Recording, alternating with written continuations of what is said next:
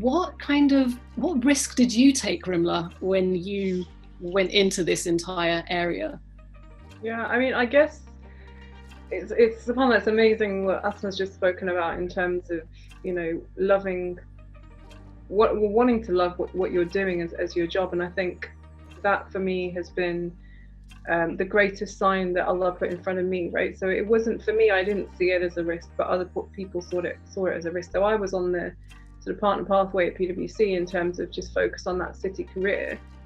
And yet I had this side thing going on, right, of the sports stuff with Muslim Women's Sport Foundation, which was 100% voluntarily done, but it was where my passion clearly lay. And it just became more and more obvious that whilst I was enjoying the work in the city, it wasn't where my true passions were, and yet I was doing all this stuff voluntarily. And I remember a mentor actually saying to me, he's an ex-PwC partner, actually, the first thing he said to me when I decided to actually quit PwC, take time out and really think about what I wanted to do, the first thing he said to me was, Rimla, you're ruining your career. And so for other people, it was a risk, right? So I was taking this break and I was saying, I need that space and time to think and to do what I want to do. And at that point, still, I hadn't thought about a career in sport, to be honest, because there was nobody out there that looked like me that was doing what I wanted to do. But I remember just thinking that, no, I feel like this is right in my heart.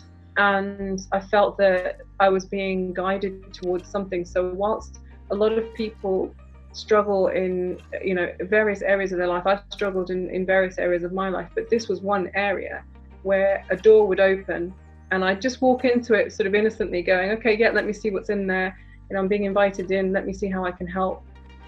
I'd do that piece of work, then suddenly another door would open, do that piece of work, another door would open. And it was just so clear that a path was being cleared for me.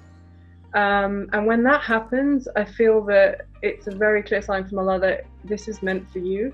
And so I went with it, and I feel that even now to this day, you know, where I'm being a bit more strategic, I guess, about the opportunities that I'm taking up and what I'm not taking up, and deciding where I want to place myself and what my business plan is and all that kind of stuff that you do. It's still that sense of when things are hard, because even now, you know, there's some things I see something and I think I really want to do that. That sounds amazing. And that's in the line of work that I'm in right now. But for some reason, Allah continuously puts blocks in that way and it never happens. And that's the point where I kind of take a step back and go, hang on a second. Maybe that's just not right for me. That's not good for me in this world or the hereafter. And therefore, let me focus on where I'm being shown the opportunities. So for me, they're not risks. For me, it's taking time to reflect and looking back at the bigger picture and saying, what am I being shown here? And therefore, what are the steps that I'm going to take? So yeah, other people saw it as risks, but I didn't.